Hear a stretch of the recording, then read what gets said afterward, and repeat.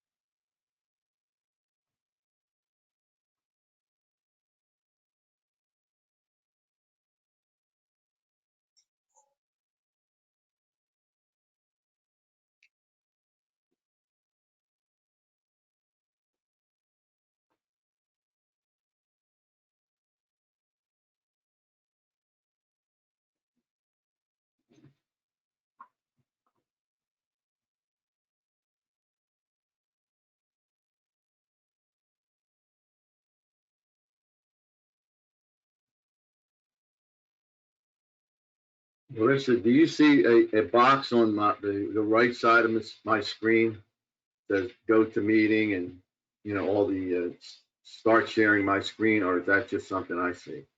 That's just something you see. Okay, good. All Yeah. right. Yeah, I just see the, it just says United States Census. Yeah, like the white page. Yeah, I have a box too, but I can just see it.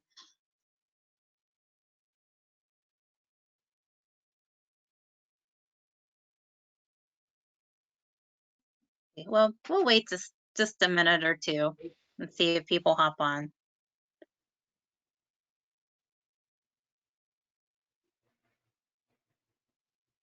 Yeah, I'm surprised not more people are on. I don't have any, like reason other than just personal interest, for calling into this. But I thought it sounded really interesting.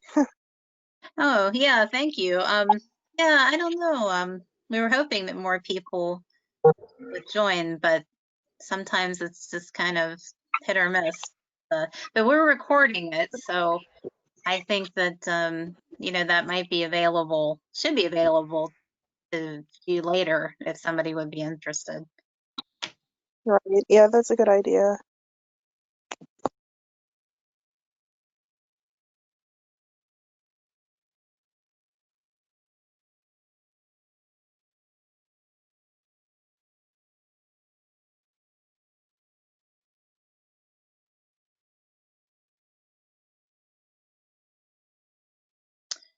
Well, I guess do you want to get started, and then if people join in, you can just join in a little bit late. Okay. Sure. All right. Well, thank you for attending this presentation about the census. Today's topic is how to find and use census data for Cambria County, and we have with us Joe Cortullo, and he'll be our presenter today for how to find the census data in our county. So if you want to take it away, Joe, we're ready for you. Okay, thank you. You're welcome. Larissa already mentioned my name, Joe Quartullo. I'm with the Census Bureau. The Census Bureau is with the U.S. Department of Commerce. And my title is Data Dissemination Specialist. And what I do is I just let people know all about the different census data that's online. People like chambers of commerce, people starting a new business, researchers, librarians, of course, teachers, municipal officials, anyone who would benefit from knowing some census data about their either county or town or community or any of the geographies. I'm part of the customer liaison and marketing services offices, and I'll give you this again, but if I want to make sure that you have my contact information, I'll show it again at the end. The Census Bureau's mission is to be as it says, the preeminent collector and provider of data about both the people and the economy of the United States. So we try to do, and we're obligated to the taxpayers, of course, and we try to do the best in terms of timeliness, relevancy, quality, and cost for the data that we collect. So we're in the field all the time. Most people think of us when we say the census, think of what we call the decennial census, which we're right in the middle of right now for 2020, which is conducted every 10 years. But most of the data that we're going to be looking at today comes from the American Community Survey, which gives us data annually. I'll explain that a little bit more in a minute. But people don't know we also do an economic census twice a decade, in the years that end in 2 and in the years that end in 7. And that collects information from all businesses that have 1 or more paid employees in the United States. And then we do a census of all the governments in the United States, all the townships and, of course, counties and boroughs, and even things like mosquito control commissions, anything to do with the government agency. We collect information on them, such as how many people do they employ, what is their annual salary that they pay out, and lots of other characteristics of all governments. Then we do ongoing surveys all the time. Some of them are for other federal agencies. For example, the National Crime and Victimization Survey, we do that for the U.S. Department of Justice. They pay the Census Bureau to do that. That collects a lot of information about victims of crime, to see what kind of situations that victims of crime go through, to help to change and address policy to make things better. We also do American Housing Survey for the Department of Housing that collects a lot of information about the housing characteristics in the United States. And for the Department of Labor, we do one called the Current Population Survey, which collects information on employment and unemployment. And you probably are a little bit familiar with that one, the result of that one, because usually it's the first Friday of every month. You hear that the national unemployment rate went up or the national unemployment rate went down. Well, that all comes from the Current Population Survey, which is an ongoing monthly survey all the time, which, believe it or not, we've been doing since 1942 as a result of the Great Depression. So the Census Bureau does a lot more than just the decennial census, but most people think of us as just doing the decennial census. But we're ongoing and collecting data all the time. Now, going back to why we conduct the census, meaning the decennial census, well, it was put in the Constitution in 1787. And you can read there what it says: representatives and direct taxes shall be apportioned among the several states according to their respective numbers. So because of the type of government that we have, the more people a state has, the more voice they get in the House of Representatives. So the largest state is California. They have 53 members in the House of Representatives.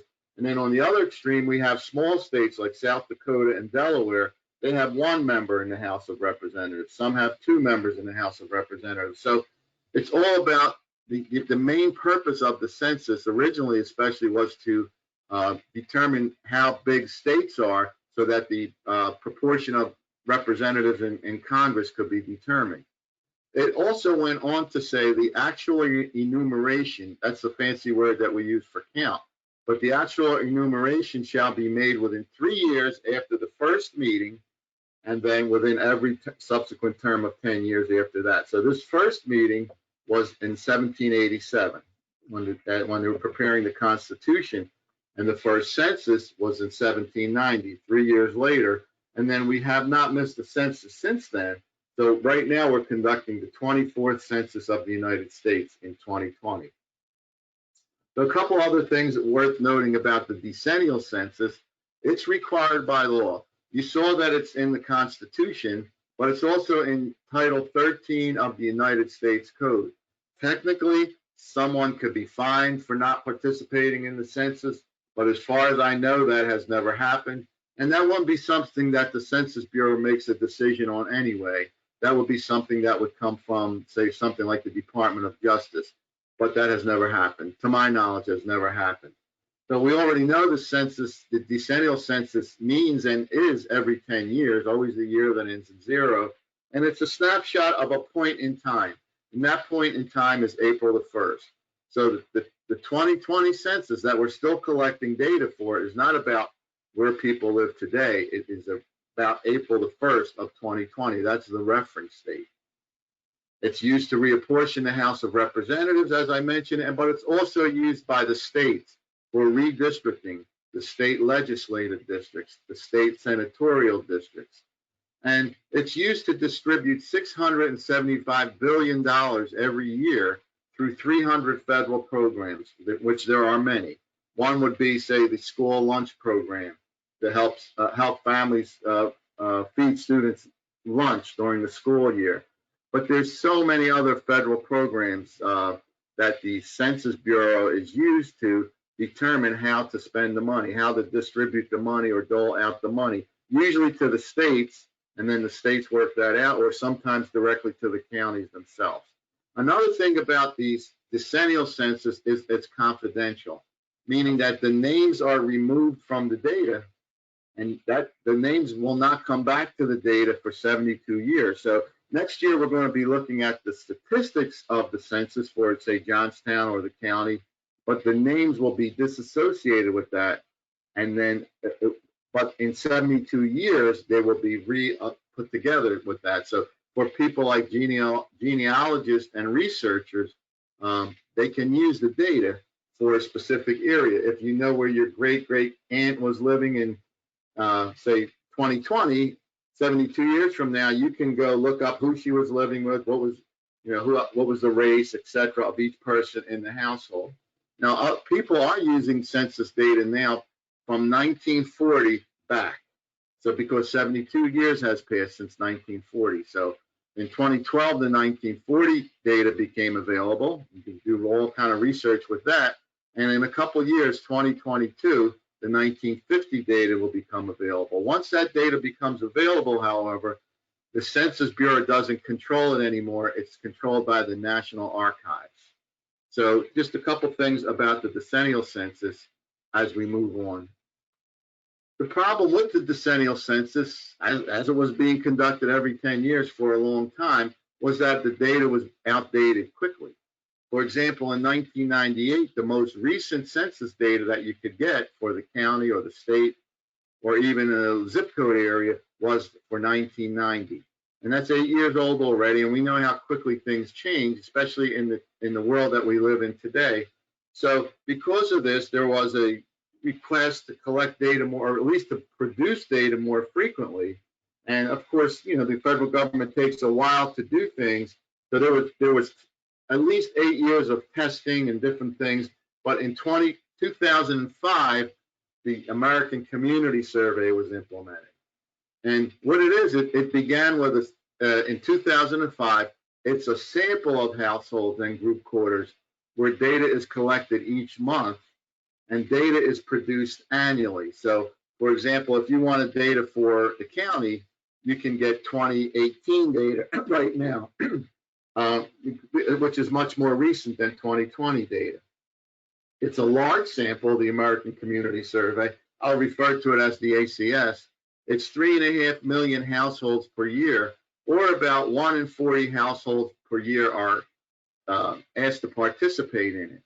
And because of the American Community Survey and its implementation in 2005, lots of questions that used to be on what we used to call the long form of the census prior to 2005 are no longer on the census. They were all eliminated from the long form.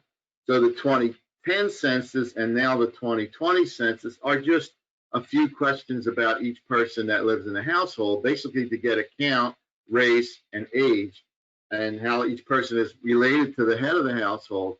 And then all the other data that we collect on education and income and language spoken and all the other data that we collect comes now from the American Community Survey, which comes out annually. So the other good thing about the American Community Survey, it gives us local statistics, meaning, as I mentioned, not only the county or small boroughs or townships that don't have a lot of population or cities, but it gives us local statistics all the way down to the census tract, which is kind of similar to a neighborhood, approximately 4,500 people to 8,000 people, somewhere in that area. So, for example, Johnstown is, for Census Bureau purposes, you can get data not only for the city, but you can get it down to the census tract level, and even something smaller than that we call the block group. So all those other topics or variables that I mentioned that used to be on the census long form prior to 2005 are now on the American Community Survey, and we can get that data every year. So we say we can provide data from the nation all the way down, lots of different geographies, all the way down to the neighborhood or the census tract or block group. And of course, as I said, the census in 2020 was very brief. It's only short, what we used to call the short form. A couple other things, or I should say a couple things I want to mention about the ACS data that comes out before we look at it is that small geographies, and when we say small, we mean less than 65,000 people. So any geography, any township, city, or any geography that has less than 65,000 people, we would not collect enough questionnaires because it's a sample. We would not collect enough questionnaires in 1 year to be confident that that data is accurate or even close to accurate. So for small geographies, anything less than 65,000 people, we collect data for a 5-year period and then we release it. So as far as small geographies now, you can get, or all geographies, but especially small geographies, you can get a 5-year estimate. The current one, the slide is outdated. The current one is the 2014 to 2018 5-year estimate. So if you wanted data about any small geography, you can, like Johnstown, for example, you can get the 5-year estimate 2018 data, but it was collected over a 5-year period. The larger geographies, most, but not all counties, and of course all states and many large cities, they can get an annual estimate every year because we do collect enough surveys or collect enough information in them because they're larger and the sample is bigger there. So they can get an annual estimate if they're 1 year, if they're 65,000 people or more. Ironically, tomorrow, September 17th, the 2019 1-year estimates are going to be released. So lots of people are waiting for that. There'll probably be articles in the paper tomorrow because media people get a day or two to review they call it an embargo. Media people get a day or two to review the data before it's officially released. So you may see information in tomorrow's paper about some population has changed or the education level has gone down or something like that, because as I said, the media has had it for a day or two already. That's coming out tomorrow. And then the next 5-year data release is coming out in December of this year. So that would be called the 2015 to 2019 data.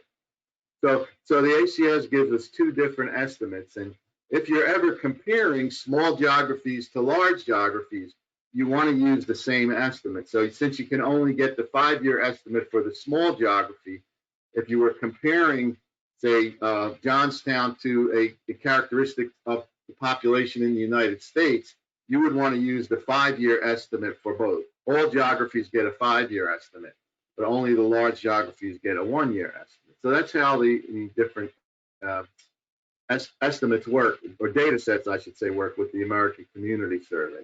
Well, how do we collect the data? Well, it's similar to the way you have collected the data for the 2020 census. We mail either a letter or a postcard to the household with a specific number linked specifically to their address and ask them to go online to complete the survey. And we're going to see that approximately, depending on where you look, but I'd say approximately 50% of the households completed the survey that way, or complete the survey that way for the American Community Survey. We have a couple reminder postcards that go out and reminder letters go out. And if for people, households that still don't complete the questionnaire online, we send a paper questionnaire. So maybe 2 or 3 weeks later. So they have those households that didn't complete the survey online get a paper questionnaire. And also, I should mention, a small percentage of households don't have a mailing address, so they get a paper questionnaire initially. They don't even get the online questionnaire. They just get a paper questionnaire immediately. And then in some very remote areas, like you can imagine, like Alaska and northern Maine, we send people and collect the data right off the bat initially. So, but the majority of the households, well over 95%, get the computer option, then the mail-in option. And then if households still don't complete the questionnaire, we send someone out to collect the data. We call that the non-response mode. And as far as I'm talking about the American Community Survey here, but since the 2020 census follows the same pattern, the 2020 census is currently in the non-response mode. We're past, the postcards and things that was mailed out right around almost near the end of March, because remember the reference date is April 1st for the 2020 census. So we're well beyond that process. Actually, we're beyond where we expected to be because of the virus. There has been some delays in collecting the data, and that's still not resolved of when that's going to end. But we're mandated to give the president the data, and I guess in Congress too, the data by December the 31st. But because of the COVID, there have been some movements to delay that, and that's something it's actually right now involved in the courts. But currently, officially, we're finishing up the non-response mode on September 30th, unless something changes before that, which tells the Census Bureau to delay or to postpone that. But this is how the American Community Survey data is collected in those three different modes. And because the American Community Survey is a direct offshoot of the Decennial Census, just like the Decennial Census, it's required by law. And we could tell people that. We don't threaten them or anything, but we do tell them that it's required by law. And because of that, we generally get a pretty high response rate, about 93 to 95%. And because of that, that's a very high response rate for any kind of survey. Because of that, we can be confident in that the data that we're collecting truly represents an estimate of the population of the town or county or whatever geography that you would be interested in. So what does the American Community Survey collect as far as what kind of data that you might be interested in using? Well, there's social data, meaning ancestry. So we could look at American Community Survey data for say, Cambria County, and we could see how many people consider themselves Irish American, how many people consider themselves Polish American, things like that. So there's ancestry data collected, and then all of those other social characteristics of the population are collected. Educational attainment, that's an important one looked at frequently. You can see what percentage of county residents have a bachelor's degree and compare that to what percentage of Americans have a bachelor's degree, or what percentage of Johnstown residents have a bachelor's degree. So you can do these for all different geographies. Language spoken in the home. That's something that a lot of people have an interest in. And school enrollment, percentage of people that are currently enrolled in school. And we also collect information on veterans, not only the count of veterans, but then you can cross-tabulate veterans by education or veterans by educational attainment, things like that, or income. So there's all that social data that's collected. Then there's the demographic data, which happens to be the same data that's being collected right now in the 2020 census, but this is collected in the American Community Survey all the time for each person, of course, their age, whether or not they're Hispanic, their race, relationship to the head of the household, and sex. Then there's economic questions on the American Community Survey, like income. So you can say the median household income in Indiana County is such and such, or the median household income in Johnstown is such and such. The percentage of households that receive food stamps, the industry occupation of people in a specific geographic area, all that's available from the American Community Survey. And finally, questions about the housing characteristics. For example, what percentage of households have computers, and which percentage of households have the ability to go online? What is the annual cost of heating fuel? What kind of heating fuel do homes have? You can get all these different statistics from the American Community Survey. How many vehicles are in the household? What is the cost of utilities? Things like that. So all that information is collected in the American Community Survey, roughly 35 to 40 topics, many, many tables. And because there's so many different geographies, when you add up all the states and counties and municipalities and zip code tabulation areas and boroughs and census tracts, census block groups, there's about 11 billion estimates that come out every year with data from the American Community Survey. So it's important to know, how do I get my hands on this data? So that's one of the things I'm going to show you a little bit today. But I do, whenever we talk about the census, we always emphasize geography because data is not, we'll say, irrelevant, or you can't use it unless you can link it to a specific geography on the ground.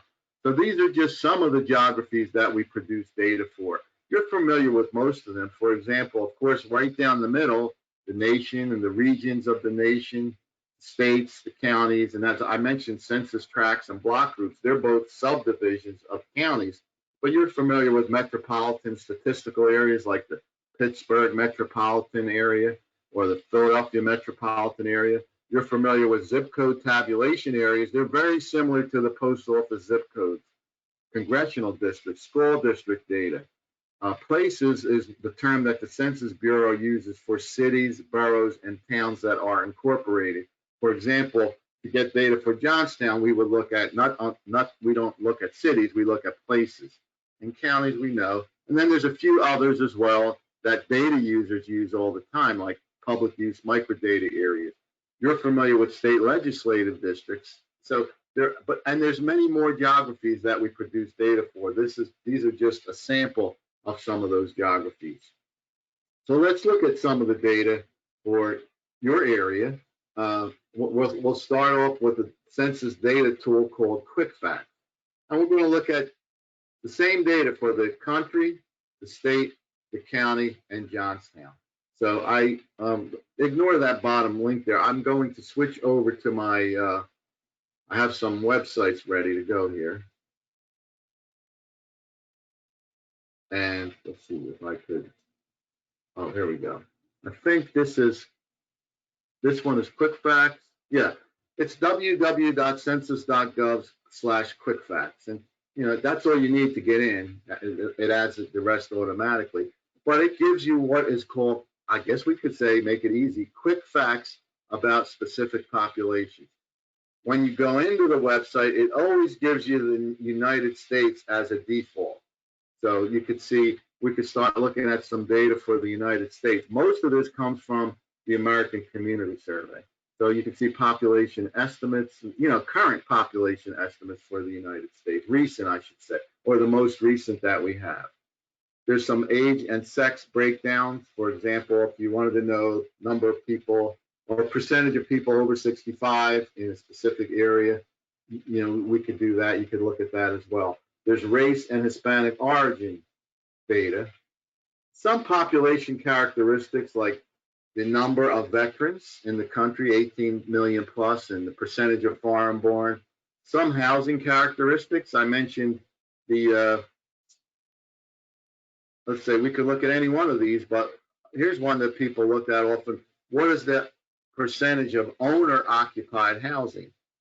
And that's, you know, something that people are interested in that may have an interest in real estate or things like that. The median value of that owner-occupied housing and the median gross rent in the United States is $1,000 a month, a little more than 1,000. And what you see here is you see the 2014 to 2018. That's telling us that this is the 5-year 2014 to 2018 data from the American Community Survey. Information, a little bit of information about families. Again, these are just quick facts. They're not all the data that's released. We'll look at that in a minute, but these are just some quick facts about different geographies. I mentioned this one, bachelor's degree or higher, and that would be for people 25 and over, it's 31%. Information about health and the economy and transportation, mean travel time to work. That's one of the questions on the American Community Survey. How long does it take you to get to work? So the average in the United States is 26 minutes. And then median household income, et cetera, and data on businesses as well. The business data, most of that comes from some of the economic censuses that we collect. And then a little bit on the geography, like population per square mile. But this is the default United States. We can look at this across other geographies as well. So let's compare the United States to Pennsylvania, and then when we click on that, so now we got the United States and Pennsylvania if we wanted to do a comparison. But I'm going to add a couple more to this before we look closer. We'll do the county, and make sure we pick the right one. That's the right one here. And then finally, we'll do the city. Then we'll look at some quick facts. I guess we could say quick facts about the different geographies and make some comparisons in where things stand out. So we start off with the population estimates, the most recent population estimates, nation, state, county, Johnstown. And then we can look at some characteristics of the population, like the age, race, age breakdown, and sex breakdown. One thing we could see that there's the percentage of seniors in Johnstown is higher than the percentage of seniors in the United States, but the percentage of seniors in the county is higher than all three of these, all three of the other things. So that's something you can compare. Remember, the columns from left to right are Johnstown, Cambria County, Pennsylvania, and the United States. Then we can look at characteristics of the population in terms of race. And we could see that the white population alone, meaning that these people are only consider themselves as one race, it's very similar to the white in Johnstown. It's very similar to the proportion of white population in the United States, both around 76%. But if we look at the county, it's a much higher percentage of white. So there's less of the other minority groups in the county than there are percentage-wise than there are in the United States or Johnstown. And we can, and I guess the converse to that is that there's fewer Black or African Americans in the county than there are percentage-wise in the United States or Johnstown or the state. And so I usually look at these to go down and make some comparisons where there's big differences. In the United States, it's about 6% Asian, and you don't even have 1% of Asian in either the county or the city of Johnstown. But if we were to look at this for California or San Francisco, that would even be much higher than 5.9%. So lots of different things about characteristics about the population in terms of race. I'll give you these. I'm going to provide you with these links and these slides, so you can go ahead and back and look at this yourself if you have an interest when you have a chance. Here's another interesting characteristic. In the United States, 13.5% of the population were born outside the United States, but not so much when we come into your area, Cambria or the county or the city, less than 2%. So we think in terms of the United States, almost 14% foreign born, but not so much in your area, the county or the city. And you can see for the state of Pennsylvania, it's around 7%. This is interesting. I thought this was very interesting. The median value of owner-occupied housing. This would be the 2014 to 2018 5-year data. It's 204,000 in the United States. So that means the median 50% of homes in the United States are valued above 204,900 and 50% are valued below. And as we go to shrink down to the smaller geographies, this gets smaller and smaller. This was one of the statistics I mentioned in the write-up that I gave, because I compared this to New York City, Manhattan, and it was 40-something times higher for a median house in New York City than it is in Johnstown. So that's a significant one. But you could see it's a lot less expensive to live in Johnstown than it is to live in many other places in the United States. You can see that right there. And then the median gross rent is about half. So it's a little more than 1,000 in the United States, 2018 data, and just $528 in the city and $620 in the county. So on and on we could go with this. I'm not going to stop at everything, but I'm just looking for things. Households with a computer, 73% in Johnstown, 88% in the nation. That's significant. And then here's another one, percentage of adults with a bachelor's degree or higher when you compare Johnstown and the county to the state and the nation, it's significantly lower. And then percentage of people with elderly people, rather under age 65, with a disability, much higher in Johnstown, much lower in the United States. So this will give you an idea of where your city and your county fits in relation to the the population of the United States. Then there's some information, as I mentioned, about the economy and the labor force and things like that. I'm not going to spend any time with that. Little less time to get to work in Johnstown than it is to get to work in most of the other geographies that we're comparing it to. And then finally, a high one is persons in poverty percent. It's a lot higher in Johnstown than it is when we look at the United States overall. And again, median household income in the past 12 months, a lot higher, or a lot lower in Johnstown than it is in the other geographies. Some information about the firms. And then finally, population per square mile. Well, any city has a high population per square mile. So you could see that Johnstown has a much higher population for each square mile than the United States or any of the other geographies as well. But that's typical for any city because people are much more condensed in the cities. And then finally, land area in square miles. So this is the one data tool that's really easy to use. It's just www.census.gov/quickfacts. When you go to that, you start out with the United States as a default, and then you have the other geographies that you add. You can add one by one. There's something else that this tool does is that it will map data for you. So if we want to map Cambria County and compare it to the other counties in the United States for a specific variable, let's say, let's go to education and let's say bachelor's degree or higher. We have that comes in green now, right? That means that's our selected variable. Now, when I go up to map and click Cambria County, I'm going to get a map, a thematic map, this is called, right? Meaning that it's not just a map, it's a map that's linked to data. I have a thematic map of all the counties in Pennsylvania. Let me figure out how to zoom out on this. And it's all the counties in Pennsylvania. Oh, here we go. And you zoom. And you can see that there's a legend down the bottom too. Make this a little bit bigger. So you can see that the darker counties, the darkest counties, have the highest percentage of people 25 and over with a bachelor's degree.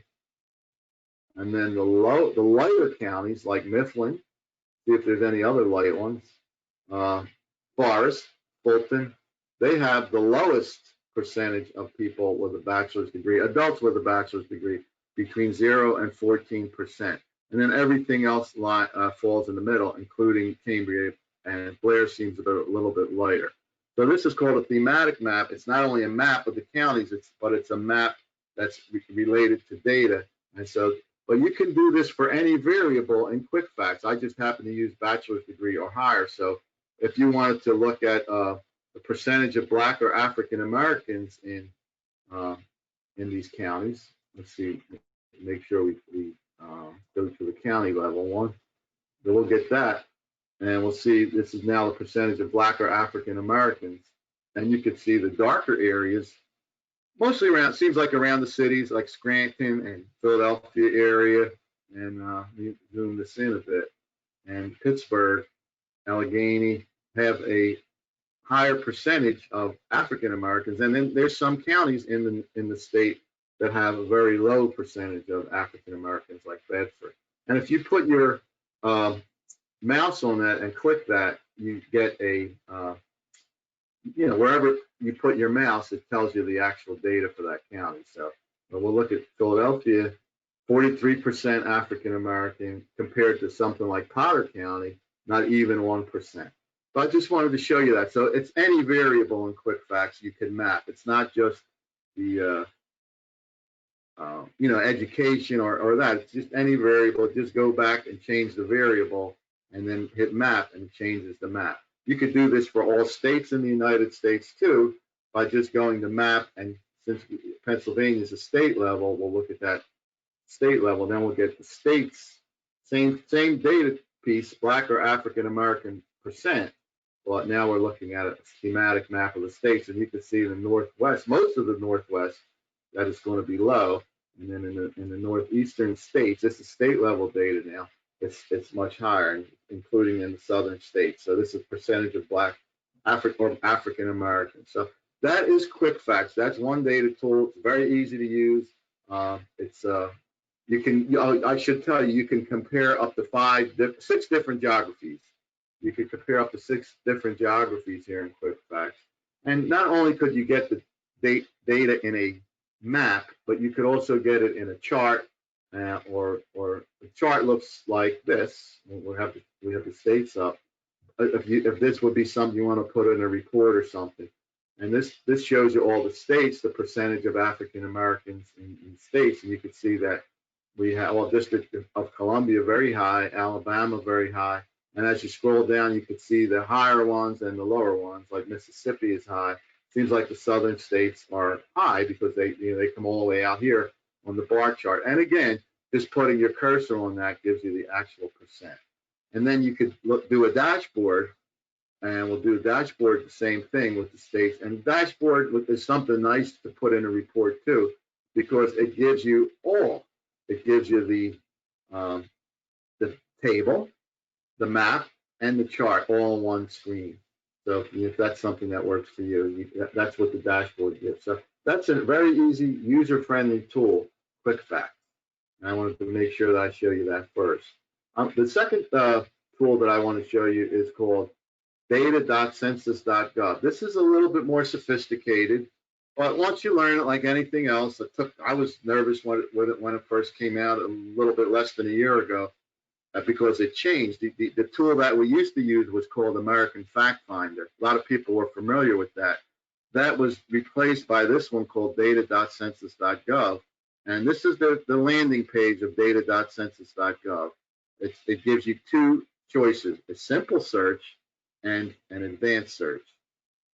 So if you wanted to get, just do a simple search and get some information about Johnstown.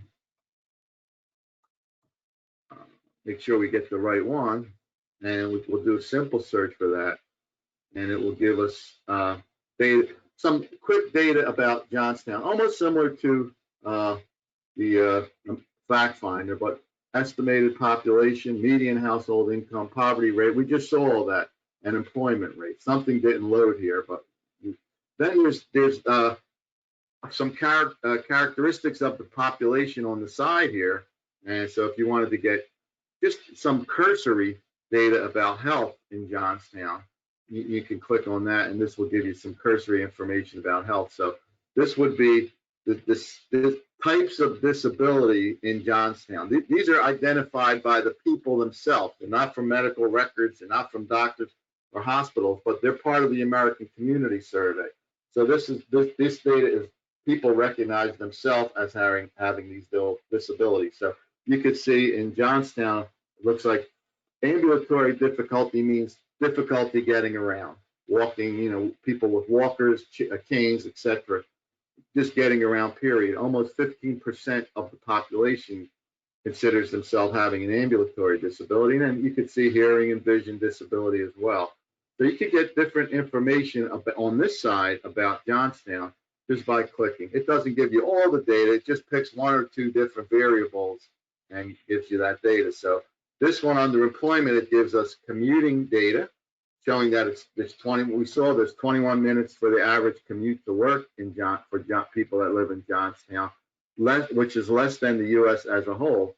And then how do people get to work? Well, you can see that almost 70% drive alone, and public transportation is low. If it's a big city like Philadelphia has a very big public transportation network, that would probably be much higher.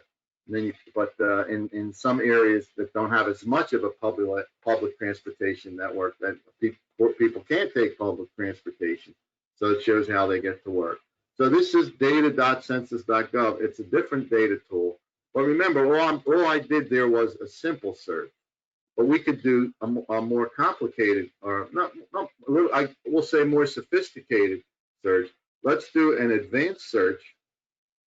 Let's start with our geography, pick our geography. And I mentioned Census Tracts, but we didn't really go into that. So let's look at the Census Tracts in Cambria County. Tracts are within county, so they never go outside of a county. So we're going to use for our geography tracts, and then we pick our state and we pick our county. And we could look at any one individual tract in the county and get data for it. But I want to show you, I want to do this for all census tracts in Cambria County. So when I click that, you can see down here a little, they call it a chip, went down the bottom. That means that going forward, any data that we pull now is going to be for not the United States or Pennsylvania, but we're going to be looking at data at the level of all the census tracts in Cambria County. But what data? Well, then let's go to the next thing and look for it. Let's look for a topic. And let's look at, I mentioned ancestry earlier. Let's look at populations and people, ancestry. And then we could look at any individual ancestry, but I'm going to just pick ancestry as a whole. And I believe I will get a table with all the different ancestries on it. So I got my two filters. I want ancestry and all census tracts within the county. Then I get a bunch of different tables that have this information in it. People reporting single ancestry. People, that would be people that just identify as Polish or Italian. People reporting multiple ancestry. That would be people that identify with more than one ancestry. People reporting ancestry, I think that's the one that I want to look at. And I'm going to click on that. And let's see if it's the one. I believe it's the one I want to look at. It is. So now for the county, rather for each census tract, I'm sorry, see, we'll look at the tracts closer in a minute. But for each census tract in the county, we have number of English people identify as English Americans, number of people identify as Dutch Americans, number of people that identify as German Americans. This is for each tract in the county. So it looks like the highest one, at least in this tract 124, is German Americans. And then there might be other tracts where there's other higher as well. But remember, I did say that these are estimates because the American Community Survey is a sample. So anytime we provide an estimate with the Census Bureau, we provide the margin of error. So what this means, this margin of error, plus or minus 163, what this means is that we're 90% confident, because we use the 90% confidence interval, statistical term. We're 90% confidence that the German American population is in this specific census tract, 124, is 1,013 minus 163 or 1,013 plus 163. So it's in a range. It's in a range like that. So when you get down to smaller geographies, though, sometimes it doesn't make sense. For example, let's find one. You have 0 Icelander, or people that identify as Icelanders in this tract, but you have a margin of error. When you see something like that where the margin of error is higher than the estimate, it doesn't make any sense. So I would, we recommend stay away from that. You'd have to go to a bigger geography if you wanted to get the Icelander information. But anyway, these are all the tracts within the county. Let's work a little bit with this table, show you some of the things you can do. If you don't care about the margin of error, some people don't. They just work with estimates. If you don't care about the margin of error and you want to do away with it, there's a toggle switch here that does away with the margin of error on the table altogether. So you can either have the margin of error or not have it, depending on what you're doing. You can make change. You could transpose. Let me bring that back. You could transpose the table, and you could also put all this in Excel. I'll show you that in a second. But you could transpose the table if it makes sense for you. I don't like to do it this way, but if you transpose the table, the geography goes to the side, and the variable goes to the top. So maybe in some situations you might want a table that way, with the geography on the side and the variable to the top. But so you can transpose the table. I'm just going to put it right back to the way it was. And then you could change the year. Remember, this is 2014. Right now we're locked in at 2018. So I guess we can't change the year for this right now. I think it's because we're up here. Up here, the product is the 2018 ACS 5-year estimate.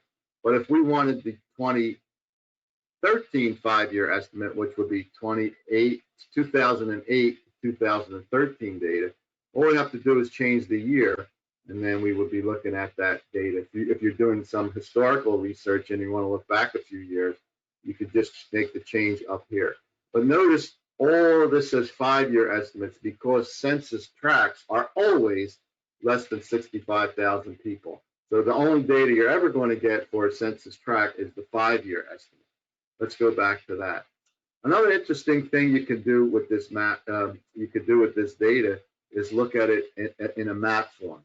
So I'm going to click on map, and we're going to get the census tracts in Cambria County, and then I'm going to pick a variable that I want to map out.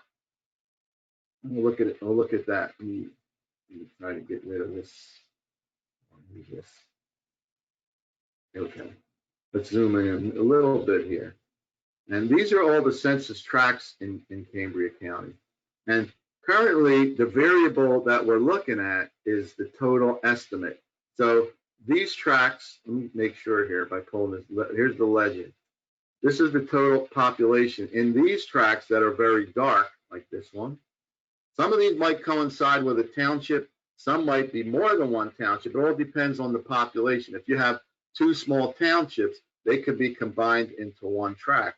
And then if you have an area that's heavily populated, like Johnstown here below, that's broken up into several tracts. So here's the total population in each one of these tracts, and you can see that total population in this tract, which is tract 120, is 2,300 people. And here's our legend.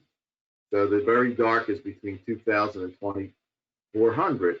And then we could take one of the lighter tracts like here, which is census tract 117. There's 1,000 people in that tract. But I don't want total estimate. I want total Germans. I want the total, remember I was interested in total German people that identify as German, and see how they're spread out in the county and if there's much difference. So I changed the variable up here to total German. It kind of looks the same. The same tracts that were heavily populated seem to be heavily German. I could do one more thing. I should be able to find the total, not estimate of German, but the total percent of German Americans. That might be helpful. Total estimate.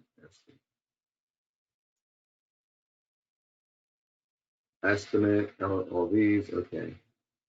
Well, I don't see it right now, but I just thought I saw the word estimate.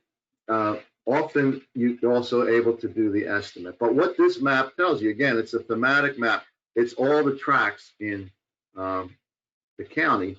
And I just happened to pick that one variable, which is German American, to see where the Germans are. German Americans, I should say, people that identify as Germans. And you can see there's some tracts which are down here, which are, I know this is the city, which is very light in terms of German Americans. So it seems like, this is interesting, the German Americans in the county seem to be away from the city.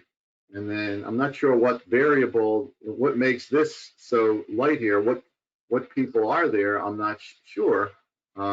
But what I could do is I could go to look at one of these. What are these tracts?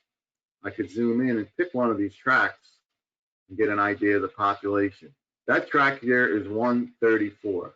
So if I go back to the table and look for tract 134, which I'll have to find it here, I will see, oh, here we go. There's not a lot of people in that tract, so that might be one of the reasons, but I'm trying to see if there's a significant, well, the German is high there too, but there's also a lot of Irish, Italians, and Slovaks in that tract. So that's what tract 134 is, not as many Germans, but also, again, not as many people. So these are all the tracts in Cambria County. This is something that you could do with data.census.gov. So I want to show you a couple other things that I think might be interested in terms of the county. That is called data. So again, this is quick facts. The second one I showed you is data.census.gov. This one I want to show you, I think it's interesting. It's called longitudinal employer household dynamics. But if you wanted to get statistics about the county, you can start with this. There's a lot of different tools in this. These are all census tools, by the way. But I like to look at this one, on the map, because we could do an analysis of various things about the people in the county. Let's go start with the county first. So I'm going to put in the county name and search, and then I'll get a bunch of different terms that have to do with Cambria. This is the one I want, Cambria County. I'm going to stop just for a second. I have to put my light on. It suddenly got dark in the room. Okay. So I picked Cambria County. You see that it came in the middle now. And I want to do some analysis on that area of selection, which is Cambria County. So I'm going to click on that. And it's the first analysis I want to do has to do with people that live and work in Cambria County. How many people come into the county that don't, and to work, that don't live in the county? And how many people live in the county, leave the county to go to work? We call that inflow outflow. So I'm going to click on inflow outflow, and it's going to give me, this is from the American Community Survey too.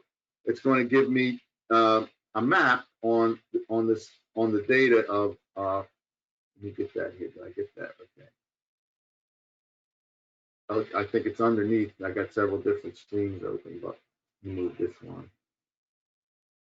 Somehow opened several different screens. Let me cancel that. And I don't want this one. I don't want. It's underneath here.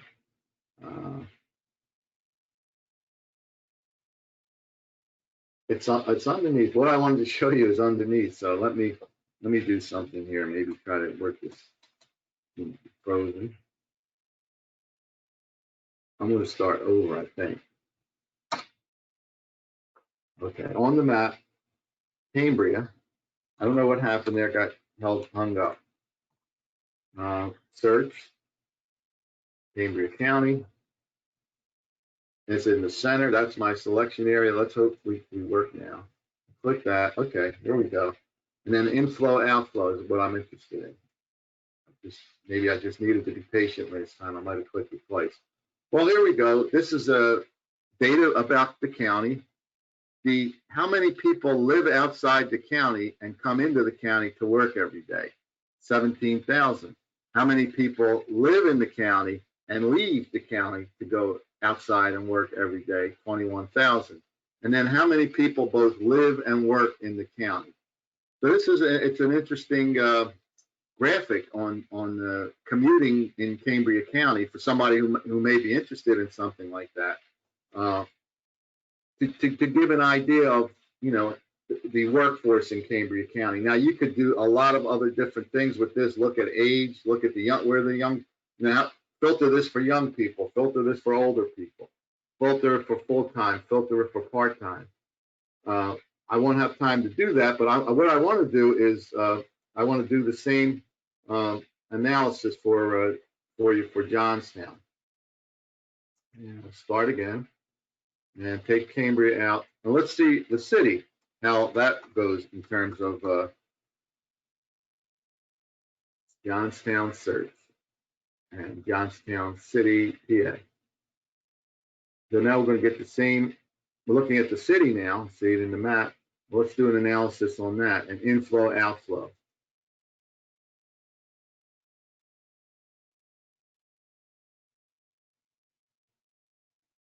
So a lot more people come into the city that live outside the city than live in the city and leave. So this is another interesting thing. And 1,500 people both live and work in the city. So as I said, there's a lot more that you could do with this tool. I won't be able to show you that today, but it's called On the Map, and I think it's interesting. You could say, well, where do these people go? So if we wanted to do this, take it further and say, what is their destination in terms of other counties? think we could do that. Destination. And we'll see that the people that where workers live, this is where workers live. So you have on the side here, for those people that work in Cambria County, all the workers in Cambria County is 10,000. Or no, I'm just Johnstown now, I'm sorry. But where do the Johnstown people go? Where do they work? Which county do they work? And you can see most of them, of course, work in the county, not necessarily in Johnstown, but within the county. Then a good bit work in Somerset, et cetera, and all that. So again, this comes from the American Community Survey, which I wanted to just point out to you. I know there's only 2 of you on the line, but I want to leave you my contact information. I do want to show you one more thing that has to do with Census 2020. This, let me see here. Oh, here we go. This is another website that we have where you can look at the response rate for the Census 2020 for specific municipalities. So this is telling us that this is first the county for each tract in the county. You know, which tract got the higher response rate. The purple area, which is everything, lots of areas all around the city, the purple got a high response rate. You know, people, these are the people that went online, 59% of the people. Remember, we talked about the questionnaire, and you go online. Well, first, in the county, 68% completed their survey either online or by mail, so that's pretty high. But then you have other areas in the county, like the tracts here. I click on a tract or two, and that's going to show that we could go by. You can pick your geography. So we want to pick. It's all for yesterday now. Yesterday's date. The internet response for a specific area, and while this is loading, I will tell you that I'm coming close to the end of the presentation, but I want to give you my information in case you need anything. Pennsylvania, and then what do we want in Pennsylvania? Look at the county level, the city level. Let's go to the city level, and it should give us a list of okay, it gives us a map with all the different cities in the state, and we want to zoom in a bit.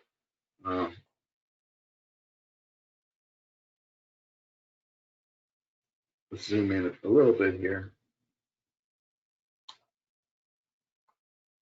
So these are all the cities in Pennsylvania because I chose cities, and you could see the response rate here for the different cities. And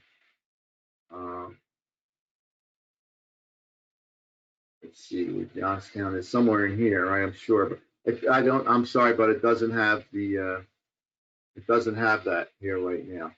But, you know, I will, if you want, you could fool around with this. Just Google 2020 response rates, and you'll get the opportunity to pick your geography and pick your map. And then you could see what the response rate is in the specific area that you're in. Oh, okay. Here we can do Johnstown this way. Just do this, and then I'll wrap it up. I want to show you Johnstown response rate, and you saw that some of the cities were, you know, had a significant response rate, 60%, etc. And you can see Johnstown's response rate here. The internet response rate was 20, almost 21. And then the total response rate, that would mean the combined internet response rate with the paper questionnaires or people that called in. Self-response, people that responded themselves. Right now it's at 50%. In 2010, it was 63% at the end. So we still have almost 50% of the household to collect data on in Johnstown before the end of the 2020 census. And that is low, very low, because the national average for this is much higher. So I just wanted to point that out. Pennsylvania internet self-response, almost 54. The Johnstown internet self-response, almost 21. I wanted to point that out to you and let you know, but there could be areas in Johnstown where there's a lot of post office boxes where people don't have the opportunity to reply by internet. So got to take that into consideration. But with that all said, I wanted to tell you that I'm pretty much wrapped up the presentation. I wanted to let you know that there's a lot of webinars recorded and data gems. They're 2 or 3 minute videos of how to work with a lot of this stuff in our academy. It's called census.gov/academy. You would have an opportunity to look at video gems. For example, what is a census tract? If you want to learn more and to get more explanation out of things. And then finally, so you're welcome to go there at any time. And then finally, I wanted to leave you again with my contact information because I want to make sure that you have it to call me or get in touch with me as far as if you need anything. Looks like my go-to-meeting is leaving. So can you still hear me? Yeah, we're still on the line. Okay. Well, there, I came back to that. So that's really how I wanted to wrap it up. I know we have another census, a little bit of a different topic next time. And sometime, I think it's in October. Right. We'll be doing. So Larissa, did you want to say anything before? I was just going to ask Stephanie, do you have any questions? No, I enjoyed the presentation, but I don't have any questions. Okay, Well, great. if you start doing research and you have a question, just give me a call or email. I'll be glad to help. And Larissa, I guess we'll talk again. Yeah, the next presentation will be October 7th. Okay. That's on business data? I believe so. Yeah. Okay. All right. Well, thank you both. Okay, thank you, Joe, and thanks, Stephanie, for attending. Okay. Thanks. Nice to talk to you too, Stephanie. Yes, you too. Thank you. Okay, Bye-bye. thank you very much. Okay, bye-bye.